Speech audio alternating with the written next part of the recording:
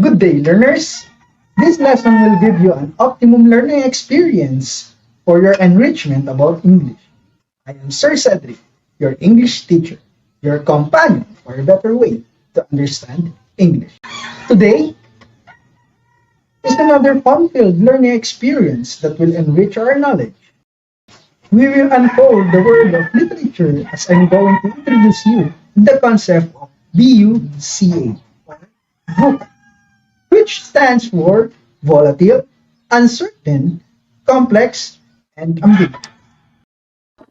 Our goals for this lesson are clarify understanding about VUCA or VUCA. Next, connect literary piece Beowulf to present society. And the last is appreciate the good deeds of Beowulf. Humans are capable of survival, just like other creatures. The concept of VUCA is clearly manifested in our survival, no matter how volatile, uncertain, complex, ambiguous your situation is. You are surviving in this world. Literature indeed reflects the society, its values, and its ills. In its corrective function, literature mirrors the ills of the society with the views of realizing its mistakes and making amendments. Values are passed from culture to culture, from generation to generation. However, in these modern times, it is claimed by the scientists that change in the society has been happening in a pace they have never seen before. Everything can change in just a snap. They refer it as the VUCA word. First used in 1987, VUCA is an acronym based on the leadership theory of Warren Bennis and Bernd Nanus that stand for volatility, uncertainty, complexity, and ambiguity. In a VUCA world, the most important thing is to anticipate the future and strengthen cooperation to come up with a better solution to problems and challenges. The work of Dr. Warner Bork and his research colleagues at the Columbian University provides us the scientific data that learning agility, ability to be flexible and be open to change and thrives on the new experiences is made up of 9 dimensions or behavioral patterns. They include number 1, flexibility, willingness to try new things. Number 2, speed, rapidly grasping new ideas. Number 3, experimenting, testing out new ideas. Number 4, performance risk-taking, taking on challenges. Number 5, interpersonal risk-taking, asking other for help. Number 6, collaborating, leveraging the skills of others. And number 7, information gathering, increasing your knowledge. Number 8, feedback seeking, asking for feedback. And the last, number 9, reflecting, taking time to reflect on your effectiveness. VUCA shows the unpredictable nature of the world. Let us try to focus on the coronavirus in the Philippine context.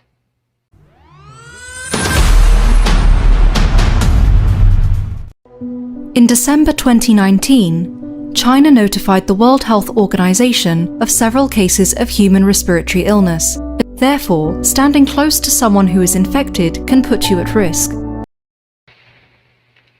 B is for volatility. It deals with the nature and dynamic of change. Our current situations is unexpected one. From normal day-to-day transactions where we can go to malls, travels to any place we want.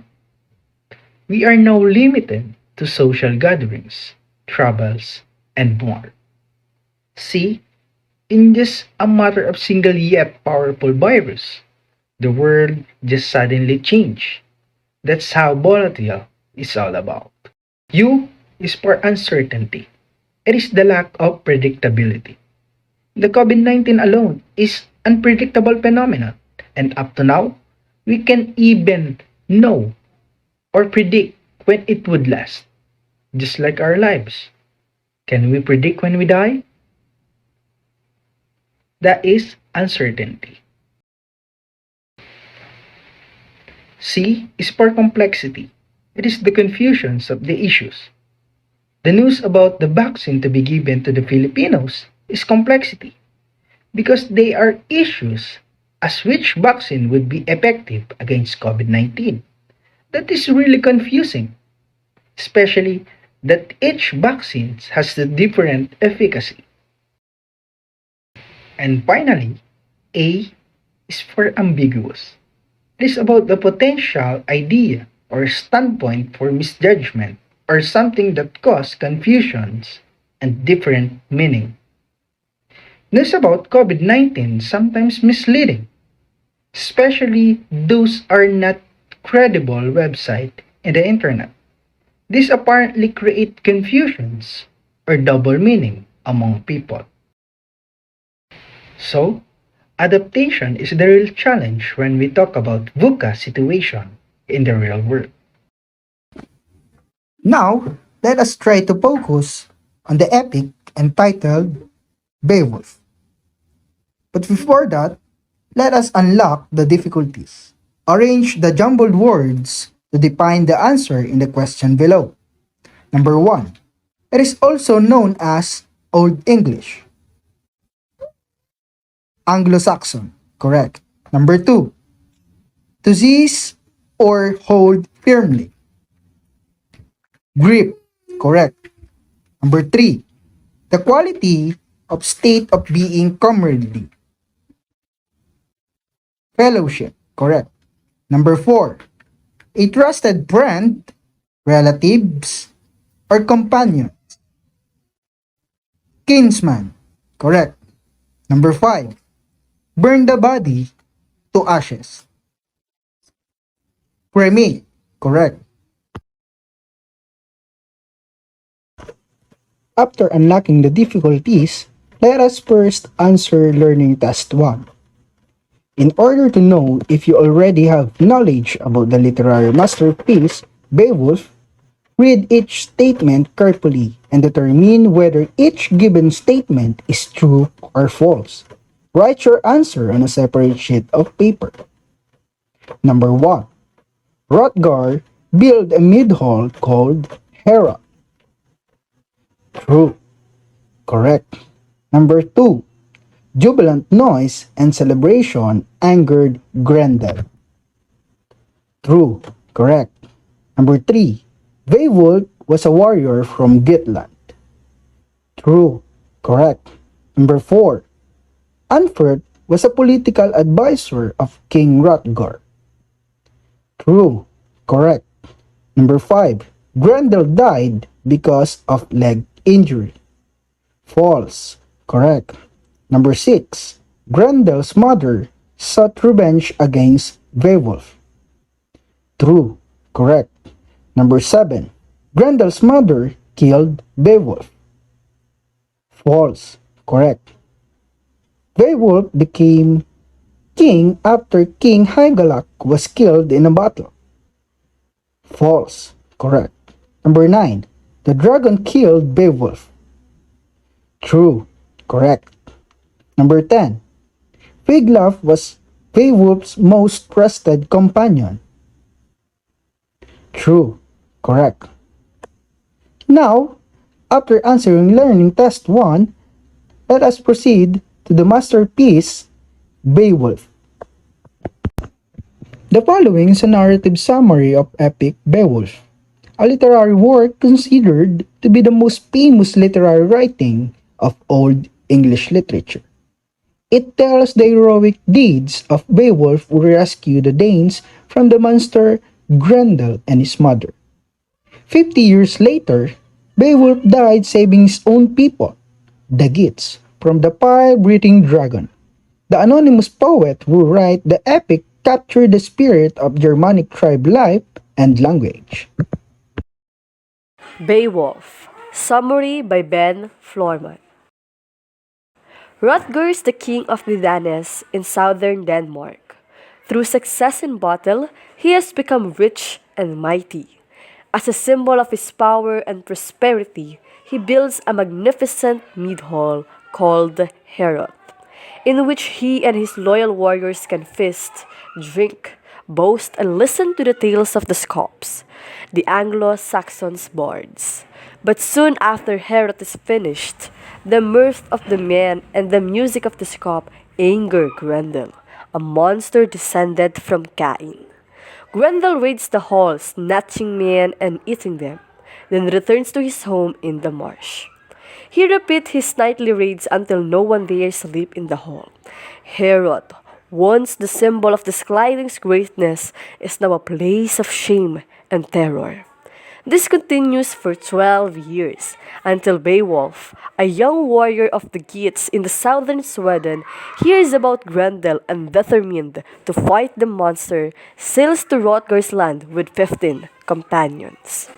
Hrothgar, who knew Beowulf's father, Ectu, accepts Beowulf's offer to fight Grendel and give him a feast, though Beowulf and Anfert, a warrior loyal to Hrothgar, exchange insults.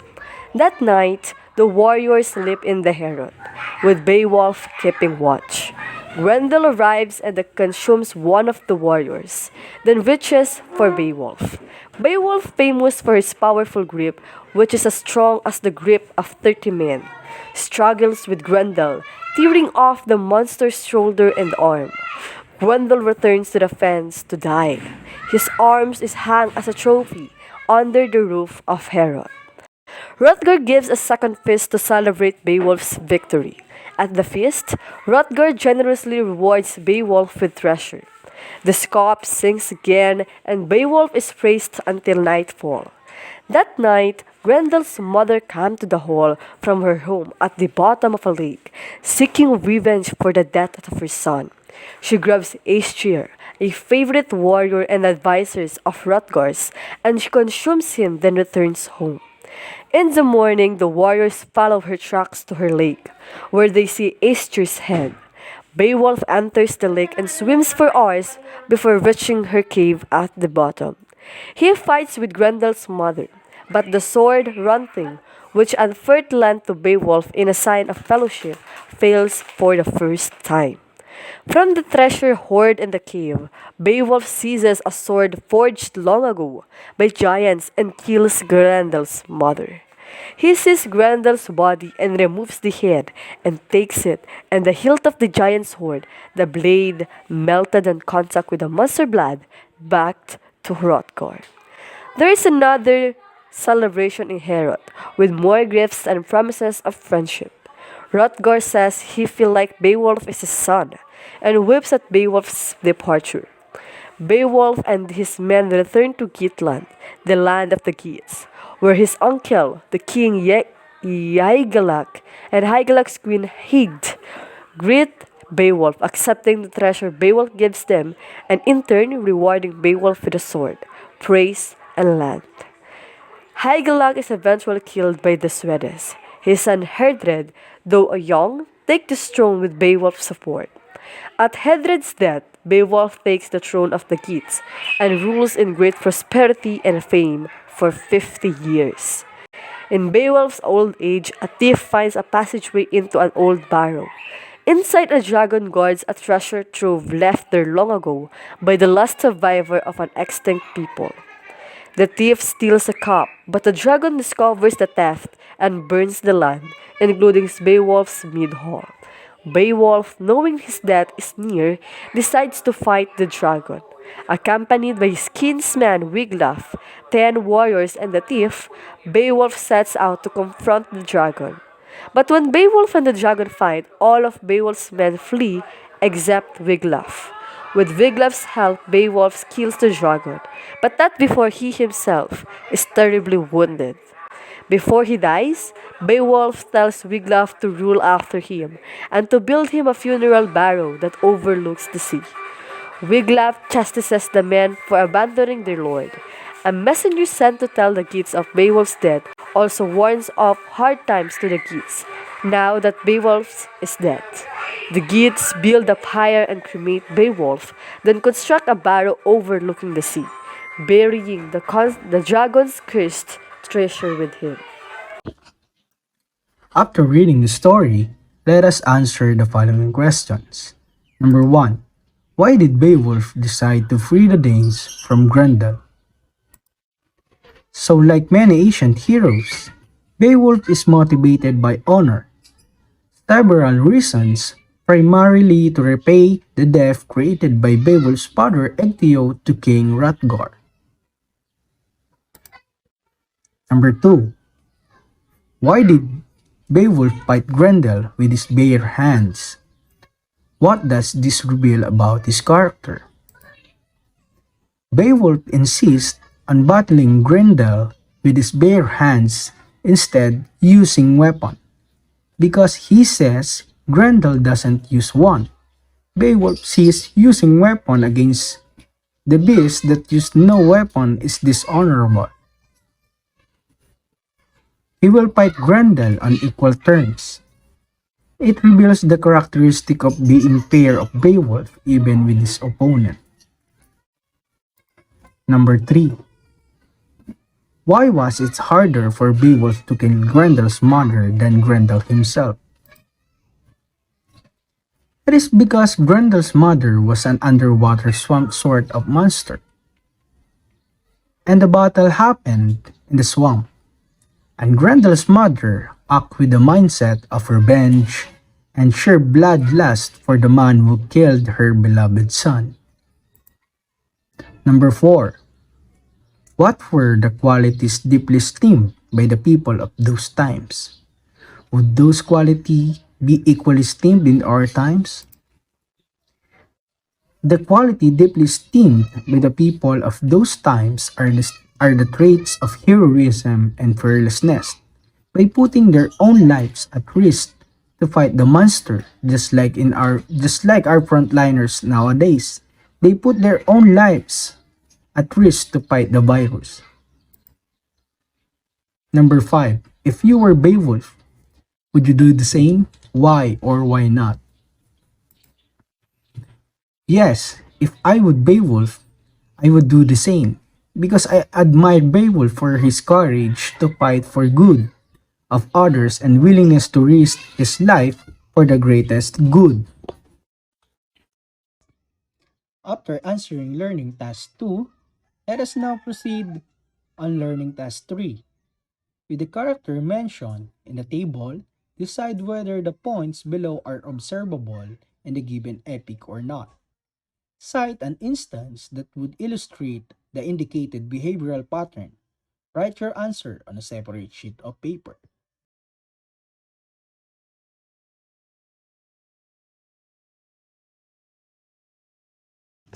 Character: Beowulf.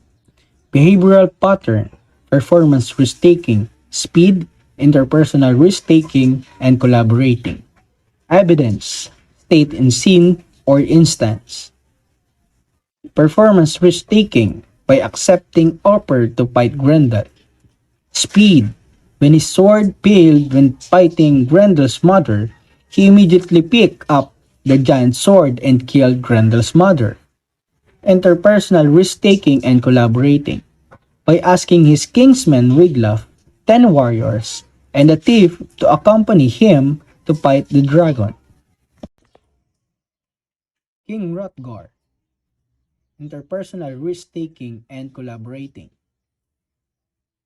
by asking Beowulf and considering his strength and power to fight Grendel. Grendel.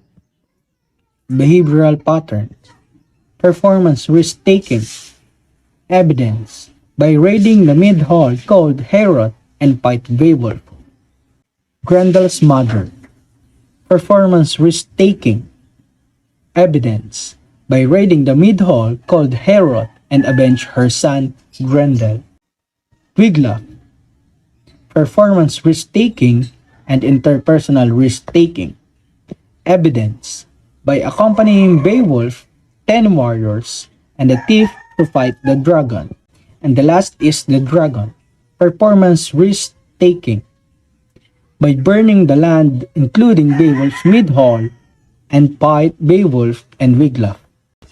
Let us now proceed to our group activity, learning task 4. Analyze the character in the epic Beowulf by providing significant information about them and relating them to the present time. Do this on a separate sheet of paper. Group 1, Beowulf and King Hrothgar. Group 2, Grendel and Grendel's mother. Group 3, Wiglaf and the dragon. Okay, group 1, proceed. Character Beowulf. Significant details about the character Beowulf and the representation of the character in the present society. Beowulf demonstrates of heroism and extreme physical strength. Beowulf also display other character traits such as fearlessness when he attacked Grendel. Beowulf represent the frontliners who demonstrate the traits of heroism and fearlessness by putting their own lives at risk to fight the evil coronavirus. Next is King Hrothgar. King Hrothgar is a wise and aged ruler and a father figure of Beowulf, and a model for king that Beowulf became. King Hrothgar represents the different kind of leadership in our present society. Just like our government, our leaders, they search solution to cure the fatal coronavirus. Okay, group 2. Character Grendel is a terrifying monster who killed and ate humans. Grendel can be compared to the pandemic that we are encountering nowadays. Just like in the story, Grendel made Heorot a land of shame and terror for 12 years before Beowulf came and killed Grendel. COVID-19 will end soon as we follow government reminders and pray to our God. The next character is Grendel's mother. She was fierce, combative, monster that had to seek revenge on Beowulf for her son's death. Just like Grendel, his mother can also compare to struggle that we are encountering in our present situation. Let us proceed to group 3, Wiglaf and the last dragon. Wiglaf. This man has proved his loyalty for his king, his belief in Almighty and courage of a lion. Wiglaf can be compared to our rightful future leaders that has proved his loyalty to his leaders and to his people, and has a courage to fight and work for his country. And the last is the dragon. The dragon is the mighty glamorous opponent of Beowulf. In our present society, we can compare dragon to natural calamities like floods, earthquakes, and typhoons that can destroy lands and cities. Now, let us proceed to our short quiz identification. Number 1. Who built the mid-hall called Heorot? Number 2. Who was the great warrior from the Gitland? Number 3. This was the trophy hung under the roof of Heorot. Number 4. It was used by Beowulf to kill Grendel's mother. Number 5. Why the dragon burned the land including Beowulf's mid-hall? Let us answer number 1. Number 1, King Hrothgar. Number 2, Beowulf. Number 3, Grendel's arm. Number 4, giant sword. Number 5, the thief stole a cup from a dragon's guard treasure trove left inside the cave long ago by the last survivor of an extinct people. For your assignment, answer learning task 5. Read the article below and answer the questions that follow. Page 30 to 32. Thank you for listening. Again, your English teacher, Sir Cedric.